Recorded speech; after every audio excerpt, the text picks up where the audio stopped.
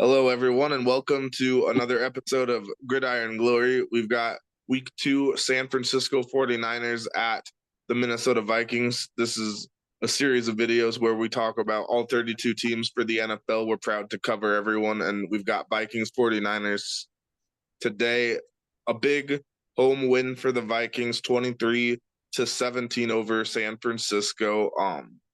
Sam Darnold, the quarterback for Minnesota, came out very impressive performance, several clutch throws, 17 for 26, 268 yards, two touchdowns, one interception there. So he did what he had to do, made plays to win a football game, which is very solid sight to see for Sam Darnold, a guy that's had his struggles throughout his career, be it with the Jets, the Panthers, being a backup for this very 49er franchise last year. So looking to rebuild his career here in Minnesota, and he's got the Vikings off to a 2-0 start with very solid stat line in this game.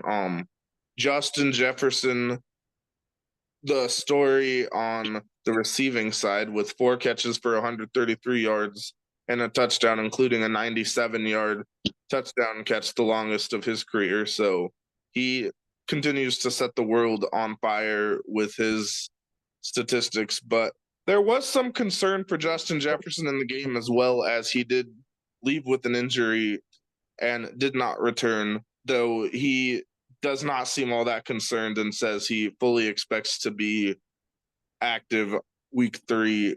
So a very welcome sight there. If you're looking at the running game, Ty Chandler, 10 carries for 82 yards. He was very efficient with his carries. So some really solid work there. The Vikings offensive line did what they could to give Sam Darnold time to throw, to give the running back time to find holes. Aaron Jones also 9 carries for 32 yards as well. So decent look there. But yeah, I mean, for the Vikings, this is a win that sort of gives energy to a franchise that wasn't really sure what to do in the offseason after finding out about the injury to JJ McCarthy. But Sam Darnold comes in and he's looking like he's making all the plays you have to make to win games as a quarterback. So what's your take on the early season performance of Sam Darnold? Yeah, Sam Darnold is, really putting the NFL on alert, right? I mean, this was a quarterback that got picked up by the Minnesota Vikings. We didn't necessarily expect him to be coming out here and having the flashy breakout season that he's already having, but here he is. He's doing it, with the, obviously, you mentioned the big explosive play downfield to Justin Jefferson on that insane touchdown where, I mean, you got to hit like 3 gritties at least for that one. Yeah, so Sam Darnold to me, I know that, before in his NFL career, he hasn't looked like a super flashy quarterback. He hasn't looked like a super, you know, top of the radar quarterback, but maybe he just needed like a good system. Maybe he needed a good fit of players around him. And maybe he is at a point now in his NFL career where, he is experienced enough, where he feels he is experienced enough, he is developed enough, and now he can really go out there. And it seems to me like he did some very solid work in the offseason, especially like with his throwing mechanics. He definitely looks like a more poised quarterback, a more confident quarterback, a quarterback that goes out there and really tries to be a leader. So I'm certainly very impressed with what I've seen from Sam Darnold thus far, because he is making leaps and bounds of astounding me and putting a lot of fans of the league on notice, and I'm sure a lot of Vikings fans on notice as well. So it's, kind of really exciting to see, like, and then you go out there and you get a win against the defending NFC champions in the way that you do. So I'm very excited, and Vikings fans should also be very excited of what they're It's also worth noting that he can also scramble if he needs to. He can be mobile if he needs to. He can use his legs. So For sure. I've been very impressed with Sam Darnold, and I feel like a lot of people weren't excited about him, but this might be a good shape. This might be a good fit. This might be a good culture for him. It is only 2 games, but Yes, if he keeps absolutely. if he keeps this up, I feel like Vikings fans might have a bit of excitement in this NFC picture. Yeah, and I will say, as a Vikings fan myself, I was a bit leery at the signing of Sam Darnold, but he's definitely made an impression, a positive impression. I mean, just give a guy a chance and just see what happens. And I like what you say about the confidence factor with Sam Darnold. And how can you not be confident when you're throwing to one of the best receivers in the game in a guy like Justin Jefferson? I mean, that has to boost anyone's confidence. I mean, he's never had a player like Justin Jefferson to throw to. No offense to the past receivers he's had, but Justin Jefferson is just on a different level, and that definitely makes your life a lot easier. Though I will say he did have a very impressive drive towards the end of the game when the Vikings were up by 6 points late in the game. You need to move the ball. Justin Jefferson, he's injured, so he's not in the game at this point. And you make some big throws downfield to guys like Jalen Naylor, who's at the beginning of the year the wide receiver 3 for the Vikings, but now he's stepping up into a bigger role. And then you make plays to guys like Brandon Powell. So he's making plays with all his receivers, not just Justin Jefferson. Obviously, Justin Jefferson's the headliner, and he's the guy that's going to get all the highlights, all the hype, and it's deserved. But there was a lot of playmakers that helped Sam Darnold out in this football game, and I think they deserve the credit as well. So a very solid showing there, a very solid showing by the Vikings defense as well, holding a very high-powered San Francisco football team to 17 points. You got a sack, a tackle for loss, 13 tackles by Blake Cashman, a very big acquisition for the Vikings this offseason. You got 2 sacks from Pat Jones Jr., Pat Jones the second, I should say, and also 2 quarterback hits. So just a very solid showing. You get an interception from Josh Metellus. So the Vikings offense, they did what they could. The defense, a very solid game. Rookie kicker Will Reichard from Alabama, 3 for 3. He hasn't missed this year. So just a lot of things going right for the Vikings in this football game. A very impressive win.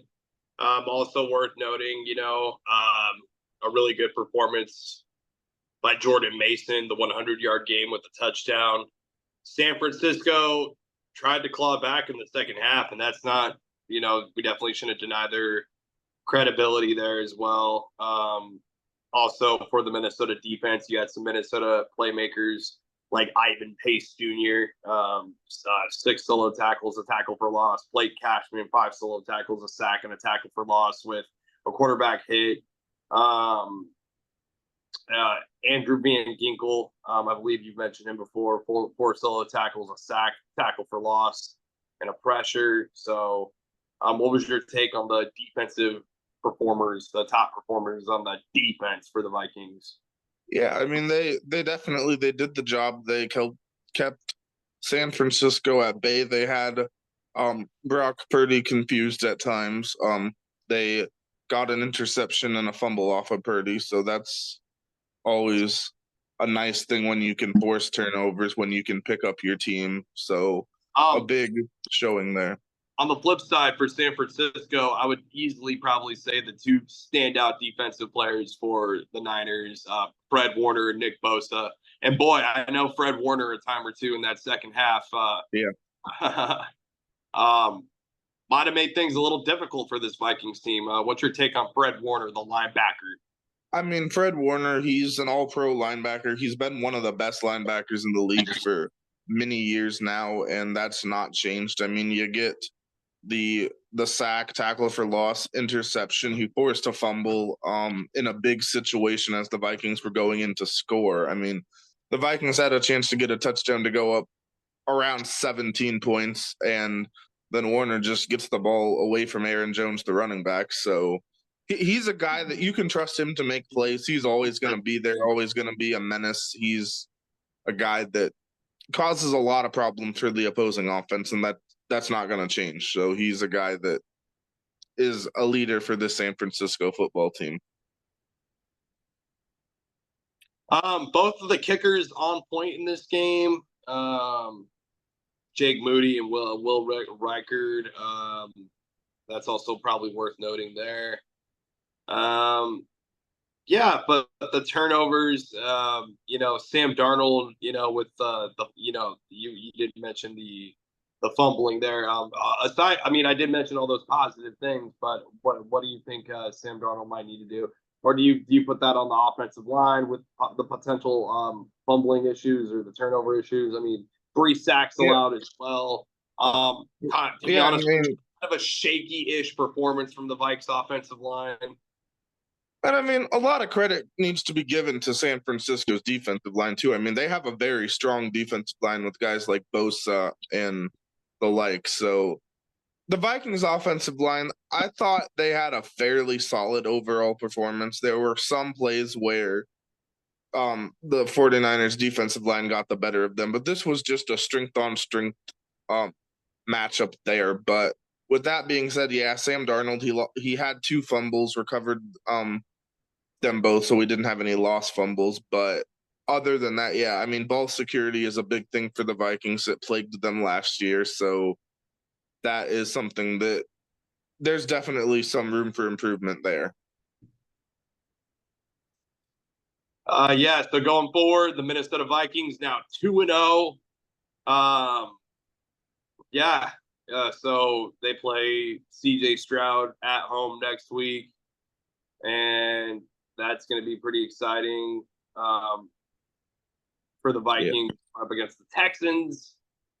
And then for San Fran, they play at the Rams. So big divisional game. A lot of injuries on both sides there. Obviously for San Francisco, you just gotta hope you can get some of your guys back sooner rather than later. Obviously, McCaffery missing this game and then going on IR. But big picture for San Francisco, I am impressed, even with McCaffery on IR, the big stepping up of running back Jordan Mason. Yeah, Jordan Mason, he had a really solid game. He had a solid game week 1 as well. He's making the plays, and I think this also speaks to the talent of the San Francisco offensive line. A guy like Trent Williams, he's very strong there, so big showing there. And also important to note that Deebo Samuel also got hurt in the game. He had a big game, 8 catches, 110 yards, but now he could potentially miss a few games as well. So a lot of key players for San Francisco out of commission for the short term. So for San Francisco, it's just like, what can you do to win in the meantime while some of your players are out? Next man up mentality. Yeah, just need some players to step up. Guys like Mason, you mentioned George Kittle, Brandon Ayuk. They still have plenty of playmakers. Brock Purdy is going to continue to be the game manager that he is, so he can be a guy that can do what he can to lead San Francisco without some of their top talent. There you have it. Vikings win this one 23-17. Be sure to like, subscribe, and follow on the Gridiron Glory.